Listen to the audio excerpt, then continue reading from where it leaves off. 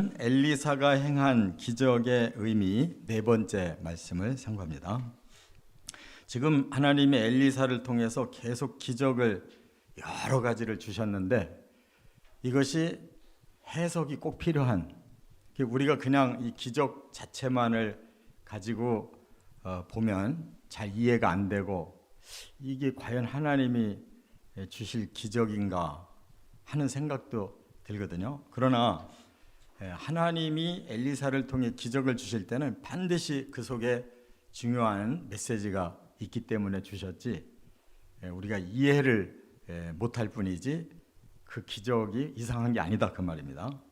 그래서 오늘 본문에는 이제 그 땅에 기근이 생겼어요. 그래서 막 다들 막 굶고 너무 고난에 빠진 상태에서 이 엘리사의 제자들도 선지 학교도 마찬가지로 먹을 것이 없는 거예요. 그 상황에서 두 가지 기적을 주셔요. 그런데 그것도 좀 어떻게 보면 굉장히 미신적인 것 같은 이런 그 기적이 일어나거든요. 그런데 사실은 아주 깊은 영적인 진리, 복음을 얘기하고 있는 것이다 그 말입니다. 그래서 그 후에 이제 예수님이 오셔서 이와 비슷한 기적을 일으키면서 그걸 완벽하게 풀어주셨어요. 우리는 구약의 기적과 신약의 기적이 결국 한 가지 하나님의 진리를 깨닫게 하시는 그런 말씀이다라는 것을 우리가 깨닫고, 또 우리에게도 이 기적은 지금 진행 중이다 하는 걸 깨달으시기 바랍니다. 두 가지가 있어요. 첫째는 38절부터 41절에 보면 변화시키는 구원 원리. 하나님이 사람을 구원하기 위해서 먼저 변화를 주신다는 거예요. 변화되지 않고는 구원이 이루어지지 않는다는 거예요. 자, 그 기적이 뭐냐? 제자들이 먹을 것이 없어서 굶주릴 때 이제 엘리사가 명령을 해요. 너희들 나가서 그 먹을 수 있는 이런 것들을 좀 뜯어와서 국을 삶아라, 이렇게 명령을 해요. 그래서 이제 사람들이 들포도 그 넝쿨을 그걸 먹어보자고 이제 다 많이 뜯어가지고 삶았는데 그 중에 다른 것이 들어와 있었어요. 그게 뭐냐? 들호박이라고 하는 것이 섞여 들어왔어요. 근데 같이 놓고 끓이고서 이제 먹자 그랬는데 먹기 시작했는데 한 사람이 이거는 독이 들어있는 겁니다. 우리가 먹으면 다 죽는 겁니다 라고 소리를 친 거예요. 그러니까 그래도 뭐 먹을 것이라도 있어서 국이라도 끓여서 먹는다는 것이 이제 그들의 마음에 아주 큰 기대가 됐는데 죽이는 독이 있다는 걸 알고 나니까 그냥 사람들이 기겁을 한 거예요. 그런데 엘리사는 하나도 놀라질 않았어요. 바로 해결책을 강구해요. 그게 뭐냐? 가루를 좀 가져오라는 거예요. 가루. 그래서 엘리사에게 가루를 갖다 줬더니 그 국솥에다가 뿌리라고 그러는 거예요. 그래서 뿌렸어요. 이제 떠서 나눠 먹으라는 거예요. 그리고 먹어보니까 독이 하나도 안 남고 다 사라졌다. 그 얘기예요. 자, 굉장히 사람들은 막 생사의 기로에 달려있고 독을 발견했을 때는 이건 먹었다 하면 죽는 건데, 이러한 현장에서 엘리사는 아무 걱정 없이 가루를 가져와서 무슨 가루인지 몰라도 가루라고 그랬거든요. 뿌리고 먹으라고 했을 때 독이 다 사라졌더라. 이거 기적인데 이게 좀 어떻게 보면은 상당히 좀 미신적인 것 같잖아요. 그런데 이것이 의미가 뭐냐? 사람들은 지금 이 현재가 영적으로 완전히 독에 사로잡혀서 죽을 수밖에 없는, 그리고 저주에 사로잡혀서 굶어 죽을 수밖에 없는 상황이라는 거예요. 이 독은 죄를 말하는 거예요. 또 굶어 죽는 상황, 저주를 말하는 거라. 그러니까 사람들이 사는 이 세상은 겉으로 보면은 잠깐 기근을 당하는 것으로 보이지만 실상은 영적 기근이라는 거예요. 사람은 죄를 져서 죄의 값으로 이렇게 저주 속에 신음하며 죽어갈 수밖에 없는 존재다는 거예요. 그런데 그 사실을 알 뿐이지 해결 방법이 없는데 하나님께서는 해결 방법을 가지고 계시다는 거예요. 그래서 우리가 모세 때도 쓴 물을 단물로 바꿀 때 사람들은 방법을 몰라서 아우성치고 물이 없다고 그랬지만 모세는 바로 하나님의 명령대로 나뭇가지를 던졌는데 단물로 바뀌었잖아요.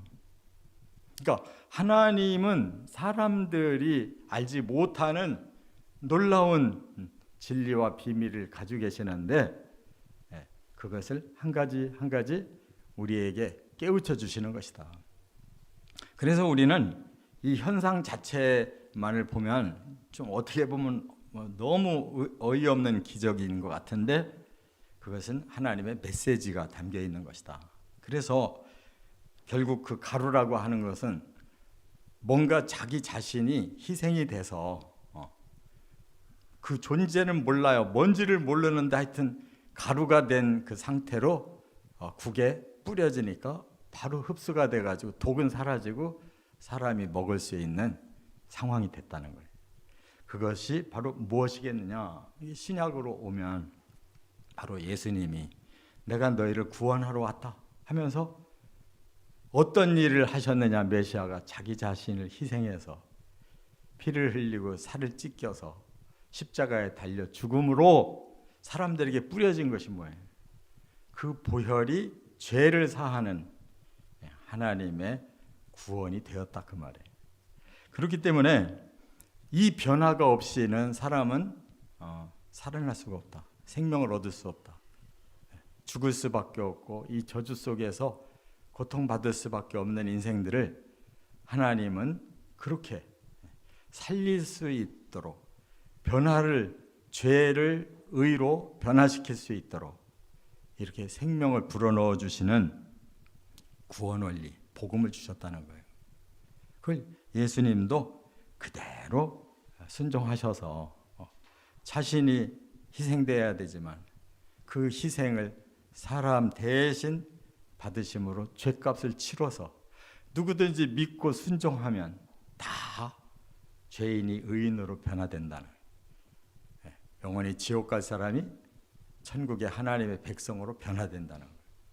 이게 복음인 줄 믿습니다. 두 번째는 여기 42절부터 44절에 보면 완전케 하시는 구원. 구원의 단계가 있다는 거예요. 점진적인 구원이 있다는 거예요.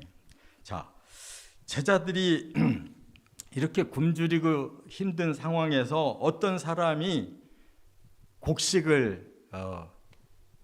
첫 곡식을 가지고 이제 보리떡을 20개를 만들어 왔다는 거예요. 그 선지 학교에 그들을 격려하느라고. 근데 이 첫 곡식이라는 게 뭐냐? 그 기근 상황에서도 곡식이 맺어진 거예요. 그러니까 말하자면 햇곡식이 생산됐다 이거야. 그 얼마나 믿음이 좋은지. 자기 먹기도 부족할 텐데 그걸로 보리떡을 밀떡을 만들어 가지고 20개를 가져왔대요. 근데 제자들은 몇 명이냐? 100명이에요 지금. 100명. 그래서 잠깐은 기뻤는데 이 떡을 나눠 먹으려고 생각하니까 20개를 가지고 떡 하나도 부족한데 20개를 가지고 100명이 어떻게 나눠 먹냐. 이런 이제 고민이 생긴 거죠. 그때 엘리야는 걱정하지 말고 그냥 20개를 나눠. 그래서 제자들이 순종을 했더니 이 오병이어 같은 기적이 일어난 거예요. 20개 가지고 나눴는데 자기들도 모르게 전부 100명이 보리떡을 다 먹게 됐다는 거예요. 이것도 참 희한하잖아요.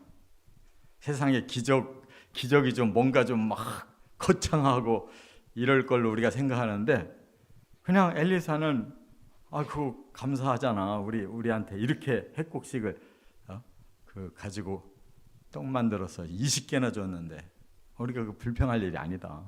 나눠 먹어 하고 하나씩 나눠주다 보니까 이게 100사람이 다 나눠 먹었다. 오병이어 기적과 똑같은 거예요. 오병이어도 마찬가지잖아요. 그냥 그 먹을 것이 근거만 있으면 그거 가지고 예수님이 얼마든지 먹일 수 있는데 누가 좀 가지고 있는 게 없냐 그랬는데 어른들은 한 사람도 이따 소리를 안 했는데 어떤 어린이가 물고기 5마리 오병 떡 5개 물고기 2마리 가지고 오병 2어를 가지고 있다고 밝힌 거예요. 그랬더니 그거 가지고 예수님이 축사했잖아요. 축복 기도를 하고 나눠줘라 그랬더니 거기에 수천 명이 먹고도 12광저리가 남았잖아요. 그러니까 이건 진짜 너무 놀라운 거예요. 그 사람들이 계속 따라다니면서 예수님의 말씀이 너무 은혜스러워서 막 영적으로는 충만했는데 며칠 동안 따라다니다 보니까 먹지를 못해가지고 허기져서 이대로 돌려보냈다가는 사람들이 허기져 죽겠구나 싶어서 예수님이 그렇게 오병이어를 일으키셨잖아요. 근데 원리가 똑같다는 거예요. 부족했던 것들이 모두가 먹고도 남음이 있었다라는 말씀이에요. 그건 뭘 말하느냐? 요한복음 6장에서 예수님이 풀어주셨어요. 내가 산떡으로 너희들에게 완벽한 생명을 주려고 왔다. 근데 이미 하나님이 그 증거를 구약시대에도 주셨다. 그게 뭐예요? 하늘에서 내리는 만나였단 말이에요. 근데 그때 율법시대에 하늘에서 내려주신 만나는 사람들이 먹고도 죽었다는 거예요. 다시 말해서 완전해질 수가 없었다는 거예요. 율법을 가지고는 사람이 완전하게 구원받을 수가 없다는 거예요. 그러나 나는 이제 영원히 산 떡으로 내가 내려왔기 때문에 나를 받아 먹어라.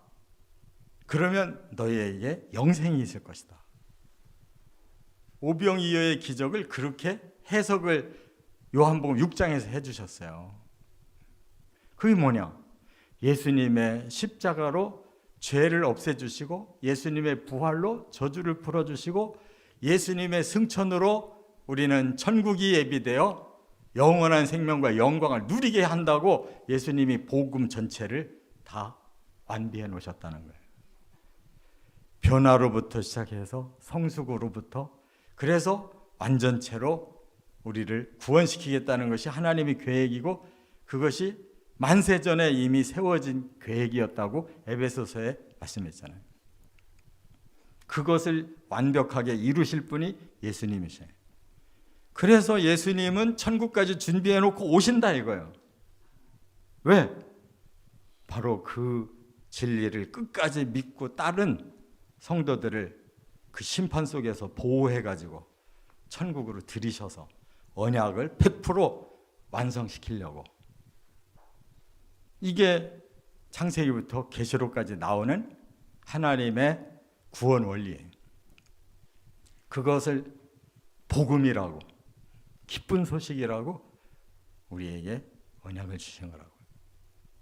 그래서 우리는 이 복음 원리대로만 순종해 가면 되는 거예요. 십자가를 지고 따르라고 했으면 우리도 바로 이 십자가를 지고 주의 뒤를 따르면 용서를 받을 뿐만 아니라 그 변화가 우리의 삶에 일어나는 것이고 그 다음에 주님이 부활하시면서 너희가 부활할 때가 있다는 것을 알고 기다려라 말씀했기 때문에 그날을 향해서 우리가 예수님의 재림을 바라보고 가면 우리도 부활하고 부활한 우리를 들림받게 하셔서 그 나라로 들어가서 내가 있는 곳에서 너희도 함께 있게 하겠다 하는 천국 완성이 이루어진다 그 말이에요. 그러니까 우리가 성경을 깊이 읽고 나면 결론이 딱 떨어졌거든요. 우리는 믿음으로 죄사함을 받았고 믿음으로 부활을 확신하고 믿음으로 그날을 기다리기만 하면 되는 거거든요. 그러면 이 모든 기적은 완벽하게 우리들에게 성취된다 하는 거예요. 우리를 위한 기적을 하나님이 이렇게 공급해 주신 거예요. 믿으시고 이 확신 가운데 반드시 예수님 재림하실 때 만나서 들림 받으시기를 주의 이름으로 축원합니다.